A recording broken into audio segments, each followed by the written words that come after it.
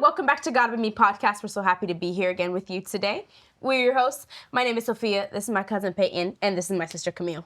Welcome back to our channel, everybody. If you're new here, please don't forget to like, comment, and subscribe. We'll appreciate it so much. Okay. Please.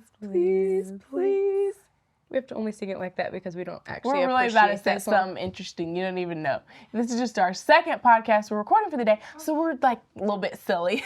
But last week's podcast, we talked about boot camp, which is super interesting. If you haven't seen it, go back and watch it. We had so much fun recording it. And this week, we're going to talk about what happens after boot camp. So the way the church program works, the way you work for your prophetic preparedness degree, which Camille mentioned in the last podcast. You graduate from high school, then you go to boot camp 5 times in all. But after your final boot camp after graduating high school, you go to your mission field, your 2-year mission field. That's what we want to tell you about today. We've all finished ours. We've all done our 2 years.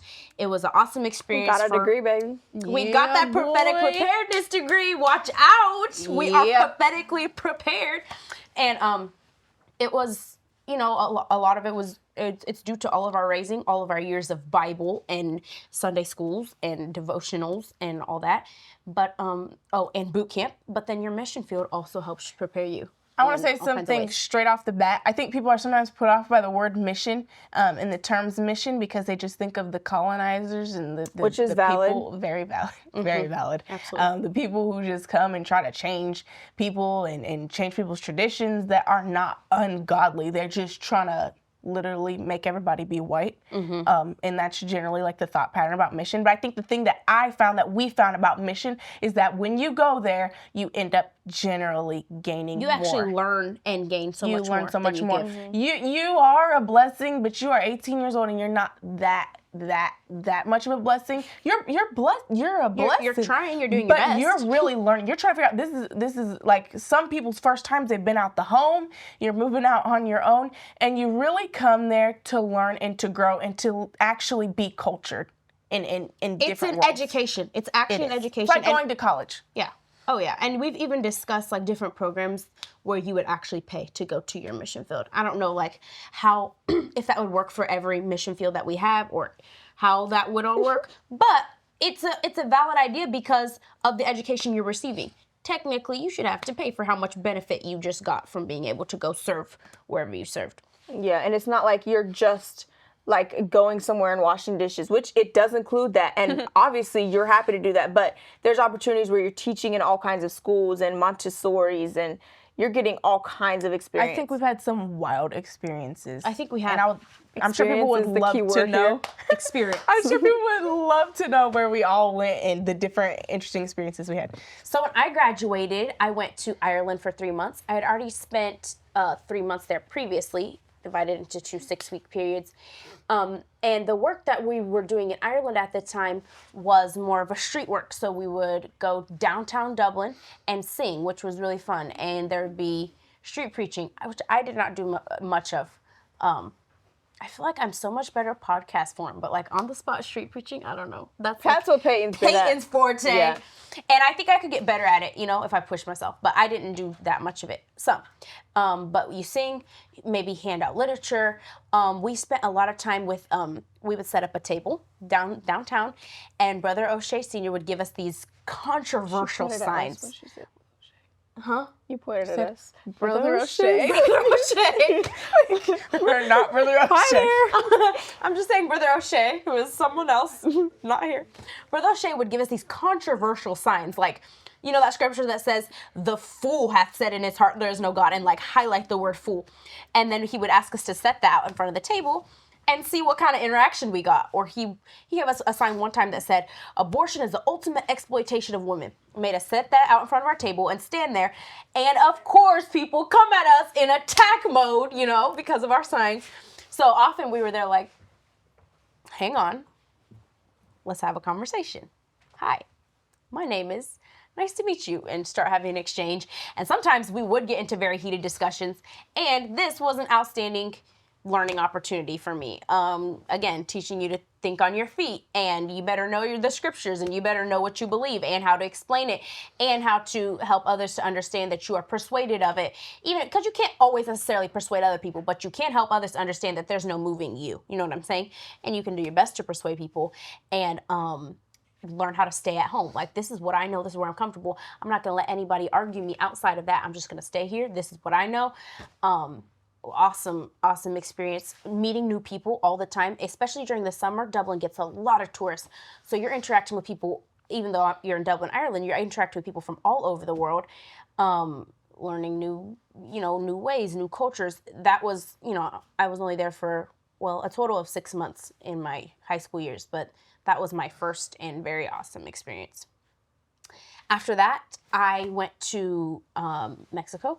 My grandparents, whom we've had on the show before, were running a children's home there. And I got to it ended up being a total of about a year there volunteering. And that's when you're washing dishes and changing diapers and cooking meals and teaching in the little private school there. And that was another awesome experience. So much. It's hard for me to even get into all the things that you learn from there. I think I learned a lot emotionally and a lot about relationships, but also just practical things. I learned a lot of dishes to cook. I learned, good ways to hang out Dishes the lawn. to cook? Like dishes. Oh, I got you. I'm slow. That's on me. No. Maybe I should have said recipes or different ways to make food stretch, because we didn't have that much money there. So you learn how to make beans and rice a lot of different ways and learn how to make it taste good. Things like that. And then you learn from the children all the time. Some of them have had more life experiences than you have, and they have a lot to tell you. And if you listen, a lot to learn. And I was so young, I was 18, 19, 20. And I would panic sometimes. Like, what am I even doing here? I have, 6 little girls, 9 and under in my care. And I'm getting them up and doing their hair and washing their faces and taking them to school and picking them up from school. And, and I'm like, I don't know what I'm doing. But it was good for me. Good to be under that pressure. And bless those children's hearts. Sometimes I feel bad for them. Like, I was like low-key their little mom. Obviously, my grandma's there and in charge. And that's very helpful. For her to be able to be there to have the more difficult conversations with them and things like that. But bless their hearts. But yeah, it taught me a lot. So those were my 2 experiences. Oh, the second, actually, that was pretty much, mine were really broken up. But my other experience was I got to volunteer to teach in our church school, which I think we've talked about before. We talked about homeschool versus public school. So if you've watched that episode, you know how our church schools are run, and I got to teach. And those experiences helped me find out, oh, I'm a teacher. I love teaching. That's what I want to do with my life. I want to educate in some form, and that's what I end up going to school for.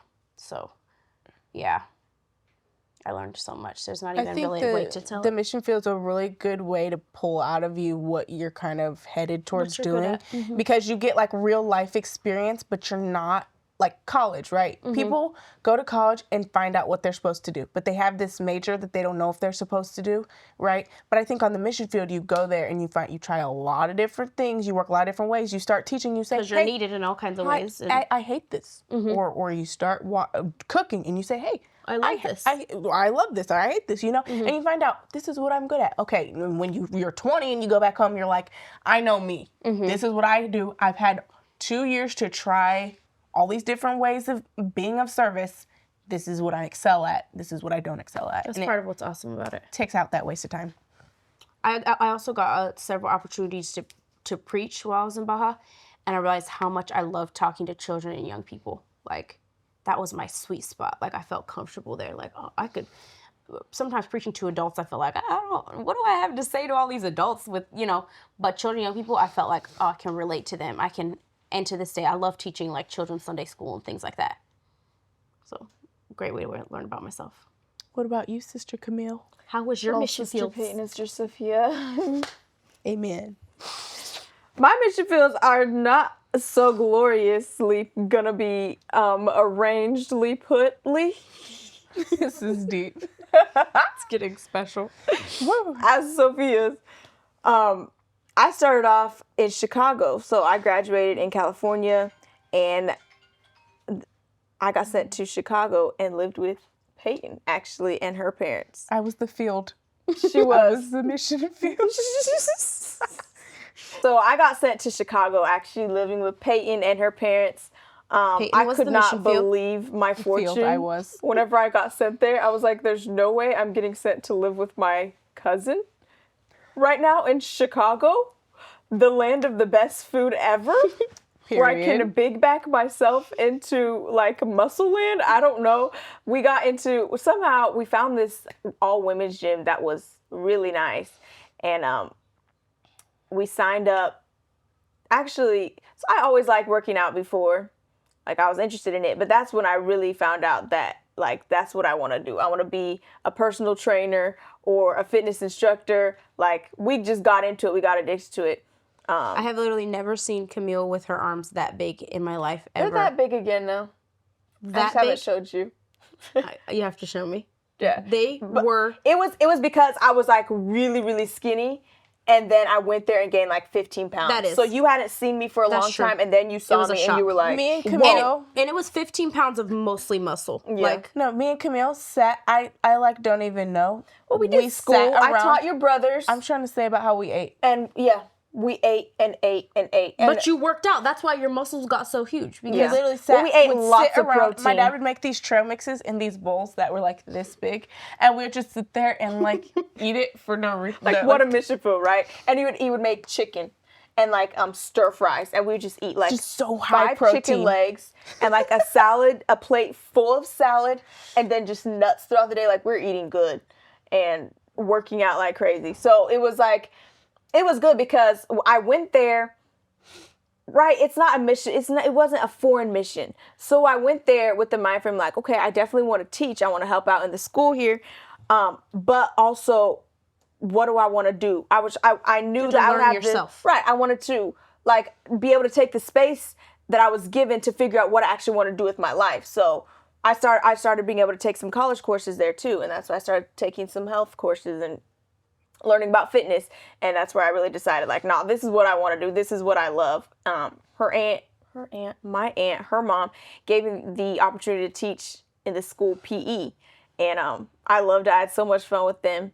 I did some tutoring while we were there, just little things, that helped me figure out who I was. After a year spent there, we did a lot of things there. We played pickleball a lot. We visited all kinds of churches, got in contact with some excellent pastors. Like we had some really good times. We did outreach. We had street meetings where you go stand on the corner and sing songs, which like sometimes you wonder really how productive it is. But if no one got, if no one just, what am I saying? if no one No was one got blessed you by were. it.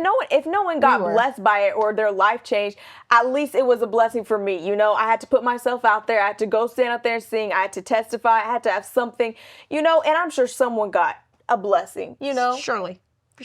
I don't think it was lost on when the anything. Lord, it doesn't fall where it shouldn't be. That's Ground. sure. Whatever scripture that is. So much for your prophetic preparedness degree. You are not unprepared. I'm not prepared. It's a resty. Anyway, the Lord's not slack concerning his Hey, promise. you still Remember made that it to the scripture. foreign mission field, though. Yes. So after about a year there, I had the opportunity to go to Nepal, which I will never regret. I spent about 4 months there, and I loved every minute of it. That is where I was able to get a little bit of experience at a Montessori. There was the school was not understaffed in any way, but since we were there, we were able to help wherever we could. So we're helping in the children's home there. Teaching Sunday schools, helping the children where we That's could. when you worked on your helping prophetic cook, preparedness. helping with the dishes. Oh yeah, Right, teaching I the got Sunday to preach schools. a little bit. Yeah, got to teach Sunday schools. They did like a prophetic doctrines. line that they taught. Yeah, you got to know what you believe in order to teach it, right? So it did me so much good. Like they already said, like I got a lot more from being there than I gave, and I love the saints there that we were with are amazing people. They value education so highly in Nepal. These children are starting school at like the age of 2 and just hitting it hard till they're 25, and Have their it's masters. no joke. Like they don't joke around about school. These children are going to school at 6 in the morning, coming home at 6 at night, a lot of them, and then doing homework. Like, it's nonstop, and they are smart. Yeah. Like, I go there like, sister, can you help me? I'm like, no, I cannot. And they're like, I'm not going to act like I can. I'm like, nah, these children are out of their mind smart. And so, like, you know, it's just a whole different experience, and you get to take part in the culture, which is also so beautiful and hospitable. You know, they always want to feed you. They always want to take care of you. And you've learned so much. We got to travel some to different places, ride on elephants, and go in these, not funny, when we rode in this boat that basically you sit in the water and there's crocodiles beside you. It wasn't funny. But looking back, it was a good experience, but still not funny because it was scary. And they told stories about how the crocodiles... Yeah, they're like, these crocodiles are called marshmongers because they like to eat people. Marshmuggers, yeah. And like during the night, it was crazy. We heard these elephants trumpeting and stampeding through the field. We woke up and there literally was a field trampled upon and stampeded and ruined from this elephant that got loose. Like, it was quite an experience. It I can't lie. Like, there is nothing like, just the other day, we have a chat, right? The other day, Peyton texted on our chat. She said, I shall take my children to a foreign mission field for 1 year. Yeah. And me and Camille immediately responded, as shall we. Like, there is something about going away. We didn't say as shall we. We don't talk like that, but it's okay. No, we did. We did, though. Say that, though. We did. You did. Yeah, we all did. And it was just the shall of it. Like, it was emphasizing it. Anyway. I know I didn't. There's something about going away from agree. your country into a new culture that teaches you so much, teaches you about how little you are, about how big the world is, and just changes your worldview. And I forgot to mention it, but I will never forget or regret that whenever I was 12 and Camille was 10, me and you did though, right? Mm-hmm. I said, yeah, I will. Shall I? You said, no, you said I said absolutely, definitely. Or definitely. Definitely. I thought we all said, shall we shall. Well, we were just emphasizing. Okay. Sorry, what were you saying? I was just saying, when I was 12 and Camille was 10, and our brothers were all small, our parents took us to the Philippines for 9 months. Changed my whole life. You just learn so much. You absorb. Especially at that age. Yes. Like, it becomes a part of you, basically. Like, you're just literally absorbing it. And it expands your mind in a whole new way. It's so good for children. Because children already have such a self-centered view of the universe. Yes. Without, but then to add to that, just being trapped in one country, and you can kind of get the idea that America's the center of the world, which I understand so much influence flows from here. But you got to find out there's a whole different people doing their own thing, living their happy lives. Frame. The politics are completely different. The atmosphere set up, the beliefs, the values. The weather, the food, the animals, you name it. And you got to get out there and experience it to know it. And I know some people don't feel that way, and it's not for everybody, maybe. Valid. I would agree it's not for everybody. But as for me and my house, I am so glad we did it. Absolutely. If you ever go to Nepal, drink as much tea as you can. They have the best Nepali tea as you can. The best Nepali milk tea, and they make it for you every morning in this little cup, and you can't get enough of it, but what kind of milk is it? It's the best ever. It's buffalo milk. Buff milk, because the cows there are holy. And yes, they are in the middle of the street. I visited Nepal one time too. And nobody does anything but wait for the cow to move. Yeah, because it's a fact. It's the religion. It's very interesting to study. I can't say that I've just studied it in depth, but it's interesting. So get the tea, the lemon tea as well. That's all I'm gonna say. You won't regret it. Absolutely. Sorry. No, please. I was just gonna say I finished off my mission term here in Muncie in the school. Your last 9 weeks. Doing intervention. That's what we gotta talk about together. Ireland, food, get fish and chips. I can tell you that. Other than that, I don't think Ireland's known for food like that. Baja California, fish tacos. Yes. Tacos all day, baby. I'm starting to get in a coma just thinking of it. Right now. I know all three of us want one right this minute. I'm dreaming of it. A moment for the tacos. Of a taco. No. I rebuke you. I don't like it. That ruined the moment. How about you? Oh. I went to Guadalajara, Mexico, Jalisco, Mexico for the first 9 months of my mission term. I started out there in July, and I didn't end up finishing the entire year. I ended up leaving end of March. End of March, I ended up leaving. But I did have an amazing, amazing time there. I was able to learn Spanish while I was there, and also help out at the school. And that's Teaching all. Spanish. Yes. It was really, really sink or swim Spanish. We was in there like, all right, we about to do something, or we about to not do anything.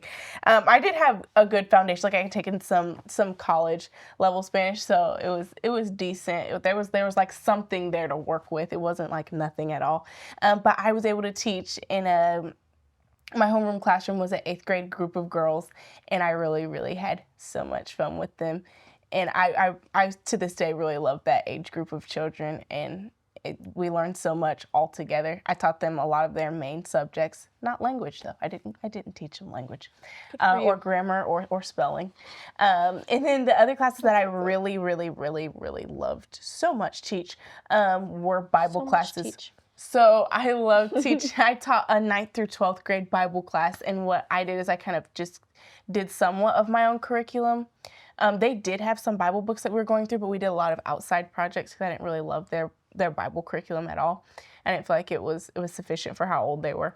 So we did like a Revelation studies where I brought them through the Revelation. They understood all the symbols, all the signs, the Revelation chart. And that was something that was really fulfilling, because then you have these children going back to service, right? You're going back to service with them, and then you see them comprehending and being able to engage in services, and you're like, It's such a blessing. It's like we're doing something, we're gaining knowledge, we're gaining things there. And I think that's something that was really, really nice, that I was able to learn along with them, that I love doing this, and that sorry. You're good. And that they were able to receive that from me. And then the other thing that I loved so very much was doing PE with the children. I'm not like a fanatic like Camille, but my parents are both Your dad's a PE majors. teacher. What's their major? Kinesiology. Are both kinesiology majors. Now it sounds like they're not, because I couldn't think of the word. Well, all 4 of our parents are kinesiology majors, so I grew up understanding all these things, knowing how to make a curriculum about PE. So my dad, of course, helped me with all that.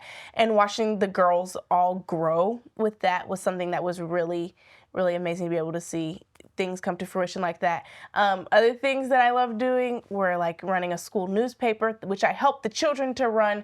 They had to kind of produce it, and that was something that was new there that we implemented for the school. The parents need to know what's going on in the school, so we started doing things like that, and I think the children really enjoyed. They feel a sense of pride, like this is what our class did, and we're reporting for the newspaper this week, and pass them out and print them out, and those sorts of things. As far as evangelistic work, we did like all the same things. So all the street meetings, we had a bunch of funny, crazy experiences, which we could talk about all day. Getting beer spilled on top of you, drunk people tripping over you, all that types of foolishness. I think some of the funnest times I had were singing with the singing group on the train. The trains in Guadalajara can be really, really packed full. It's a jam-packed city. So that was one of the funnest things I did. Is there anything else I need to say? The food, yeah. so and epic. the Saints, okay. And Yeah. The food there is epic. Can I just mention It is that so mango good. ice cream, Camille, that we had this summer? And you go couldn't right stop it, downtown yeah. It was straight, just like mango. You get on the train, you go to the centro. Everybody knows it's a centro. It basically means downtown. You get off at the Grand Cathedral. Right across from it is the best ice cream ever. I don't even know. Okay, we just go. I think it's called a garafo or something like that.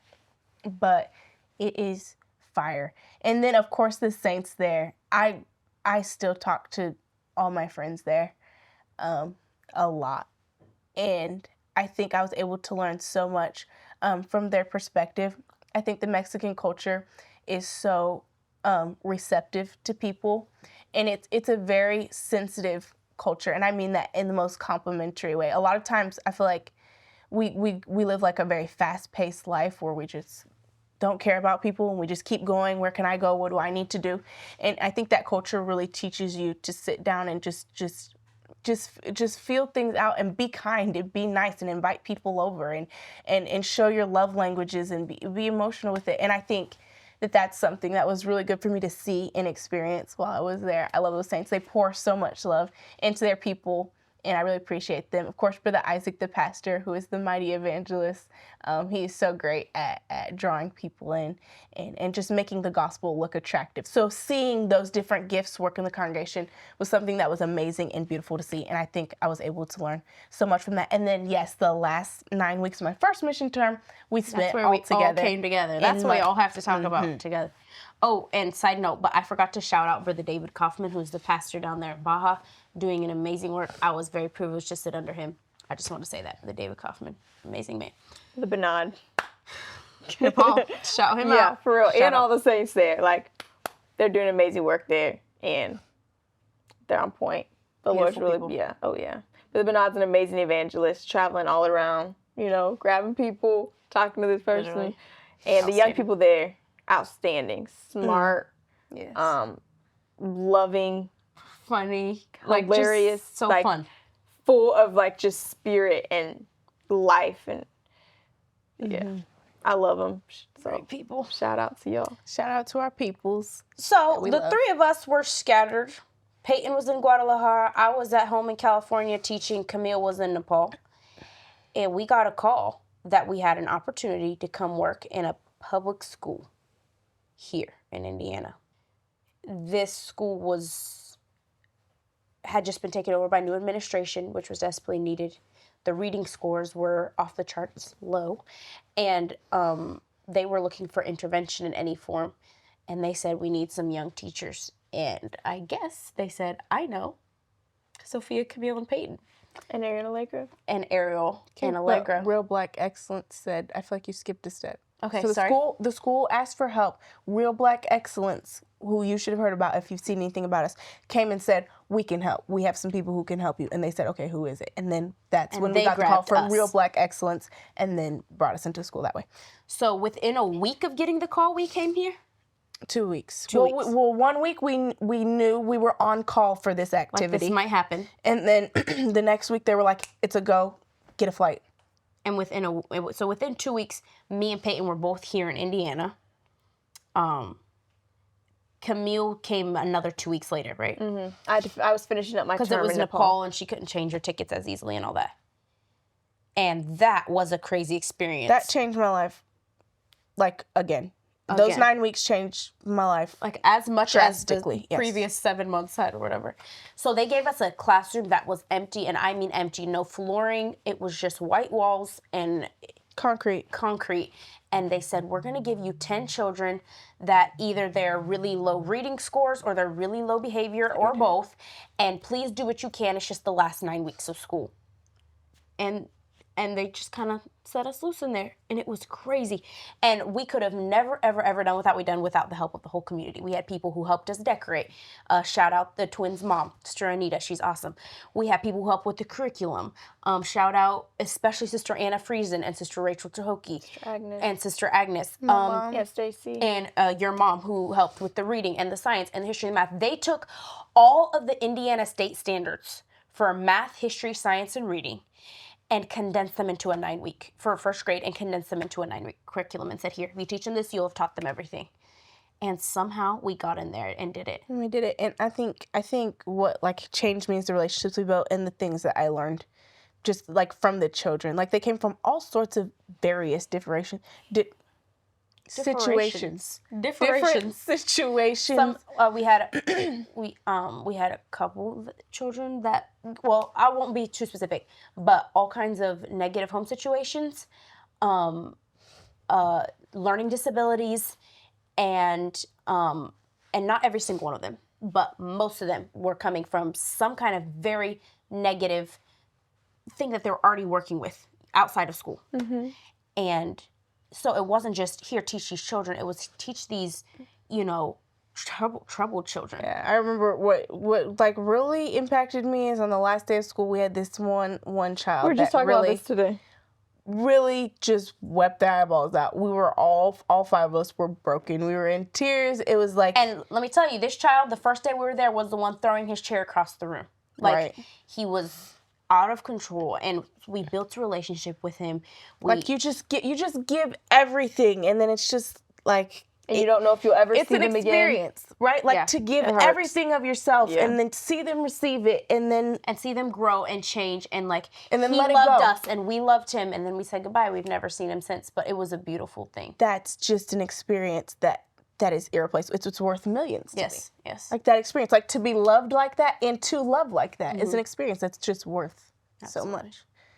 And you see into a whole different world through these children's eyes. Like, values change when you have so little. You That know, you as did, many that as you them just have. don't see from our perspective, where we grew up in a church that's very there's Supportive. different And you just situations have- but in our church Yeah. even if you don't have anything, you have someone else, and you know they'll supply where you lack. But when you grow up with nothing and nobody, and you're just surviving, and they you go into a mode. and I think even though we do have a tight-knit community, I think they teach you something about their community as well.